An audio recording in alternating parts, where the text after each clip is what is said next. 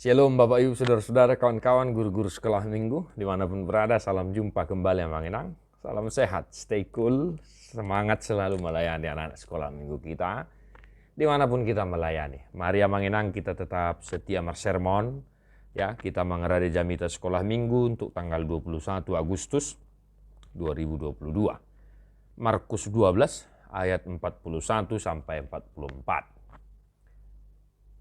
Pada suatu kali Yesus duduk menghadapi peti persembahan dan memperhatikan bagaimana orang banyak memasukkan uang ke dalam peti itu. Banyak orang kaya memberi jumlah yang besar. Lalu datanglah seorang janda yang miskin dan ia memasukkan 2 peser, ya, yaitu 1 duit. Maka dipanggilnya murid-muridnya dan berkata kepada mereka, "Aku berkata kepadamu, sesungguhnya janda miskin ini memberi lebih banyak daripada semua orang yang memasukkan uang ke dalam peti persembahan. Sebab mereka semua memberi dari kelimpahannya, tetapi janda ini memberi dari kekurangannya. Semua yang ada padanya, yaitu seluruh nafkahnya." Ya, demikian firman Tuhan. Bapak Ibu kawan-kawan, ya, contoh sederhana, di tangan saya ada uang, ya, yang satu 2.000 rupiah, yang satu 50.000. Si yang janda memberikan 2.000, yang kaya memberikan 50.000.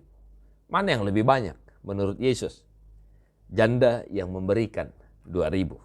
Ya, kenapa janda yang memberikan 2.000 ini yang memberi lebih banyak? Kenapa Bapak Ibu Saudara-saudara? Menurut yang diucapkan oleh Yesus, ya, janda yang miskin ini hanya ini tinggal yang 2.000 ini nafkahnya, uangnya, ya.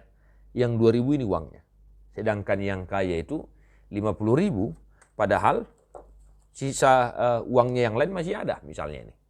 Nah, itu dia, ya. Itu contoh sederhana Bapak Ibu Saudara-saudara. Nah, lalu apa yang mau kita ajarkan kepada anak-anak sekolah minggu dari teks ini Bapak Ibu kawan-kawan, ya? Hati-hati ya Mang Inang, kita mengajarkannya kepada anak-anak, ya, supaya jangan salah memahami, ya. Ini semata-mata bukan persoalan persembahan, ya, bukan, tetapi memberi.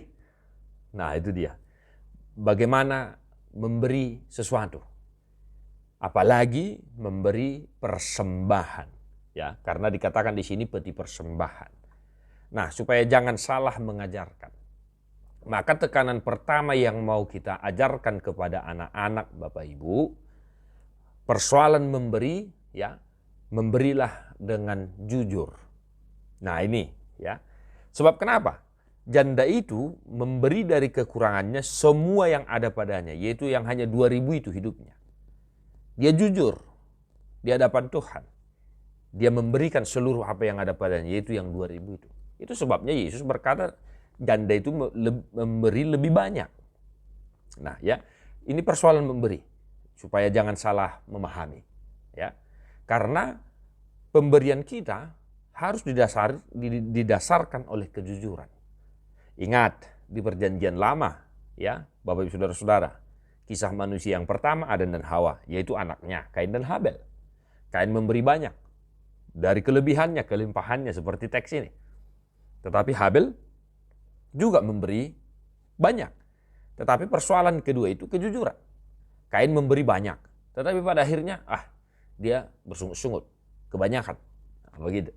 Tetapi Habel tidak. Dia memberi dan dia jujur. Maka kalau di perjanjian lama, ketika Kain membunuh adiknya, darah Habel berteriak kepada Tuhan. Maka kita ajarkan Bapak Ibu kawan-kawan, guru-guru sekolah minggu dimanapun berada, kepada anak-anak kita sejak dari dini, sejak dari masa anak-anaknya, kalau persoalan memberi, ya, apalagi memberikan persembahan, ya, ini memberi persembahan, jujur, harus jujur, ini yang pertama. Maka di beberapa gereja yang pernah kita layani, ya, ketika mau memberikan persembahan, ya, ada mungkin Bapak Ibu kawan-kawan sudah tahu itu, ya, semacam motivasi atau peringatan, ya. Odo piliaku pasahatok kututuhani dang marga busau.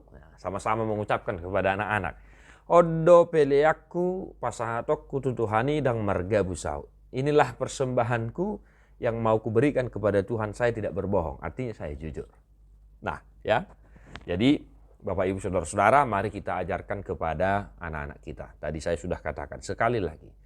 Kita ajarkan anak-anak kita memberi secara jujur. Ya. Mungkin dalam kehidupan anak-anak ya, kita sering melihat contoh ya, mungkin orang tuanya memberikan uang persembahan 5.000 dari rumah. Tetapi ya namanya anak-anak toh, ya, namanya anak-anak. Ya, nyampe di tengah jalan jajan. Ujungnya persembahan tinggal 1.000, tinggal 500, tinggal 2.000. Nah, itu dia. Jadi kita ajarkan anak-anak kita, Bapak Saudara-saudara, memberi persembahan kepada Tuhan itu harus didasari oleh kejujuran. Nah, tetap semangat Amanginang melayani anak-anak kita dimanapun berada.